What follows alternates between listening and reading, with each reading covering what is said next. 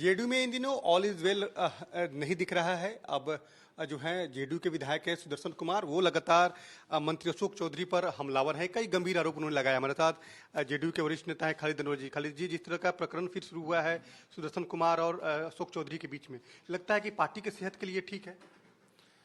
देखिए, माननीय मंत्री श्री अशोक चौधरी जी ने कल माननीय विधायक सुदर्शन कुमार जी ने जो कुछ कहा उसका जवाब उन्होंने दिया। और मुझे लगता है कि पार्टी में अगर डेमोक्रेसी है, लोकतंत्र है और बात कहने की आज़ादी है तो ये अच्छी बात है। लेकिन कुछ लोग मीडिया प्लेटफॉर्म पे आकर के इन हाउस की बातें करते हैं, तो मुझे लगता है कि ये पार्टी के डिसिप्लिन के खिलाफ है ऐसी चीज़ें। और हर पॉलिटिकल पार्टी में एक डिसिप्लिनरी कमेटी होती है जो इन चीज़ों को देखती है कि कहाँ तक आपको आज़ादी है बाहर बात करने की, कहाँ तक नहीं है। और कल जो कुछ हुआ माननीय विधायक जी के जरिए क्यों किया, कैसे किया गया, मुझे लगता है वो जवाब देंगे पार्टी को। आपको लगता है कि ये पार्टी प्लेटफॉर्म पे बात करनी चाहिए थी, मीडिया में आकर इस तरह के बयान देना? लगता है कि कहीं ना कहीं विरोधियों को एक मौका मिल रहा है हमला करने को? देखिए, ये तो बिल्कुल सही है कि इस तरह की कोई भी बात हमारे वरिष्ठ नेताओं के पास, ख़ास तौर से माननीय मुख्यमंत्री जी अपना दरवाज़ा हमेशा खुला रखते हैं। और अभी 1 महीने पहले सारे एमएलए, सारे एमएलसी, सारे एमपी से उन्होंने मिल करके अकेले में सब लोगों से बातें की थी। उनको अपनी बात, बहुत अच्छा प्लेटफॉर्म था, वहाँ रखनी चाहिए थी। उन्होंने ये बात यहाँ क्यों रखी और इसकी समीक्षा करेंगे पार्टी के लोग जो सीनियर हैं, डिसिप्लिनरी कमेटी जो है इसी काम के लिए।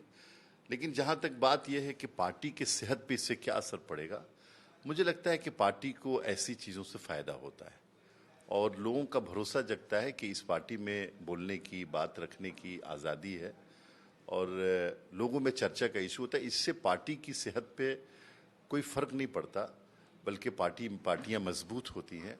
अगर इंटरनल कोई इस तरह का डिस्प्यूट हो तो लगता है कि पार्टी मजबूत है तभी डिस्प्यूट है। जहाँ ज़िंदगी होगी, जहाँ लाइफ होगा, वहीं जो है ना अप्स एंड डाउन होते हैं। जहाँ ज़िंदगी नहीं होगी, अब भारतीय जनता पार्टी एक पॉलिटिकल पार्टी नहीं है, वो एक कॉरपोरेट घराना है, कॉरपोरेट हाउस है।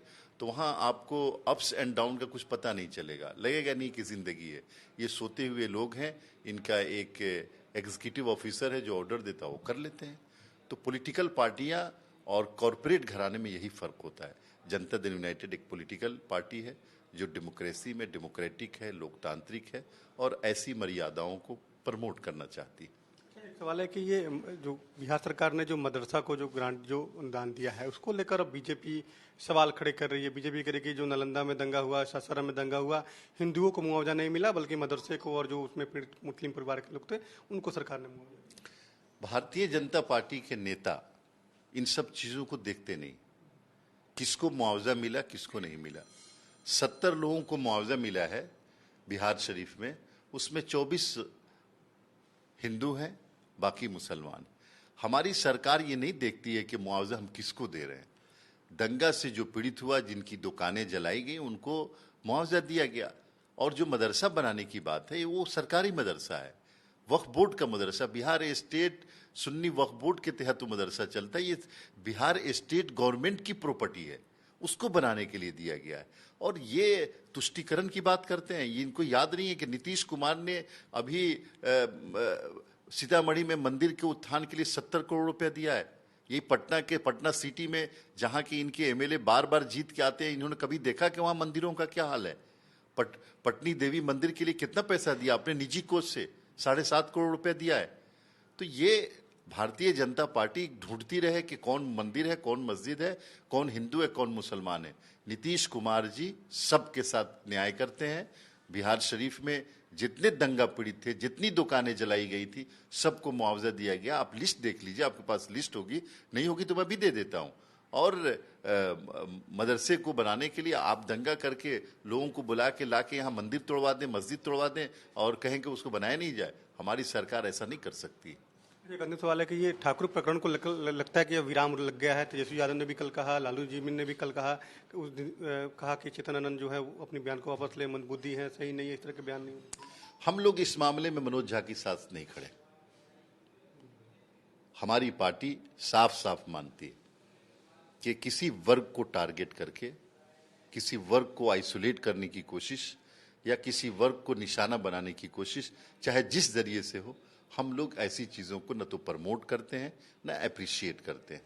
हम लोग ये समझते हैं कि हम सभी आस्थाओं का, सभी वर्गों का, जितने ग्रुप है सबका हम सम्मान करें और वो हमारी बातों से, हमारे किसी कदम से आहत न हो, यही काम करना चाहिए। बिल्कुल, देखिए ठाकुर प्रकरण को लेकर भले ही आरजेडी के तमाम बड़े नेता मनोज झा के बचाव में हैं, लेकिन जेडीयू का अलग स्टैंड है। जेडीयू ने अपना स्टैंड क्लियर कर दिया है कि हम सभी धर्म का सम्मान करते हैं, सभी जाति का सम्मान करते हैं और वैसी कोई भी बात नहीं की जाए जिससे किसी जाति विशेष को विशेष चोट पहुंचे। कैमरामैन फिरोज के साथ उनीश कुमार, कशिश न्यूज, पटना।